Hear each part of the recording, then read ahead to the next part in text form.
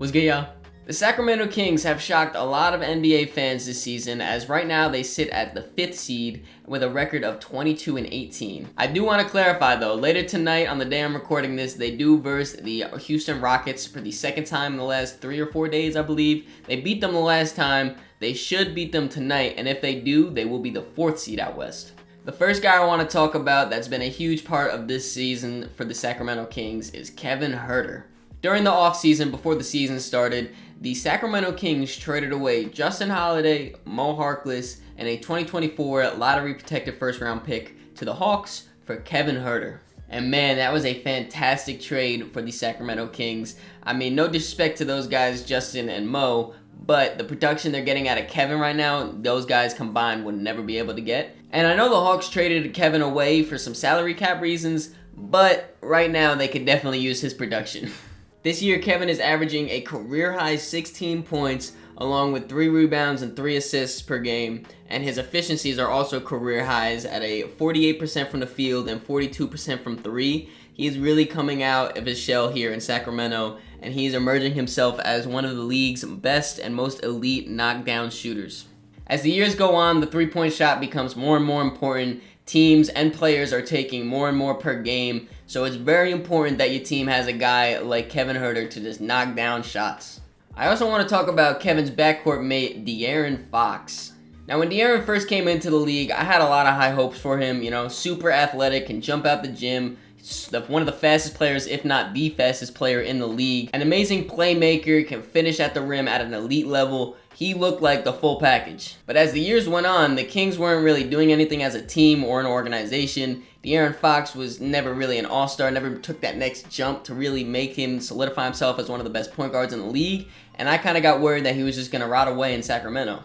But this year, De'Aaron took that narrative, crumpled it up, threw it out the window. He is done with that. He is playing amazing this year. This season, De'Aaron is averaging 24, 4, and 6, very similar to his numbers last year, but where he made the big improvement was his efficiencies. If you look at his efficiencies this year compared to last year, he has blown every single one of those numbers out the water this year, including a career high in effective field goal percentage at 54.8. His 2-point percentage is at a career high as well, with being 56.8. This year, he's really been getting into his mid-range shots, whether if it's a pick and roll with Sabonis, you know, those pull-up dribble mid-ranges, he's been amazing at this season, really improved on there. He also is averaging a career high in finishing percentage, finishing at the rim. These shots include anywhere from 0 to 3 feet away from the rim, and he's hitting 78.7% of those shots, which is 26th best in the league and first for high volume guards. The only guards that are above him are Austin Reeves and Isaiah Joe. And even when you look at what most people believe is De'Aaron's weakest part of his offense, his 3-point shot, his 3-point percentage is up from last year to 33%, while he's also taking more attempts, just barely under 5 attempts per game. In my opinion, 2 of the most important things that you have to have as a point guard is you have to be efficient and you have to be able to play make. De'Aaron Fox has always been able to play make, and he's really worked hard to get his efficiencies up this season, and it's working. And we're finally getting to him, the guy they traded for last season. A lot of people gave him hate, said it was a bad trade, but it's looking pretty good for them this year. Sabonis has been killing it this year, man. One of my favorite things to look for in a player is versatility, and Sabonis has been super versatile this season. I think it just really puts pressure on defense. You know, you can do a little bit of everything. It helps you stay on the court when you can do everything. And Sabonis has definitely been doing a whole lot for the Sacramento Kings. Sabonis is having a career year this season, leading the league in rebounds, also tying a career high for him with 12.4. He's also averaging a career high 6.8 assists per game, which is good for the second most as a big, right behind Jokic, 13th in the whole league. And he's doing all this while putting up a super efficient 19 points per game, shooting 62% from the field and 41% from 3, which are both career highs. And I almost forgot to mention, he's also leading the league in double-doubles. It sucks because I do want to see De'Aaron Fox finally make the All-Star game, but in my opinion, Sabonis just barely beats him out for it. I think he deserves it a little bit more, and since Sacramento's not one of those big market teams, I don't think they're going to get multiple All-Stars. They are the 4th seed or the 5th seed right now, potentially a 4 seed by the time the All-Star break happens.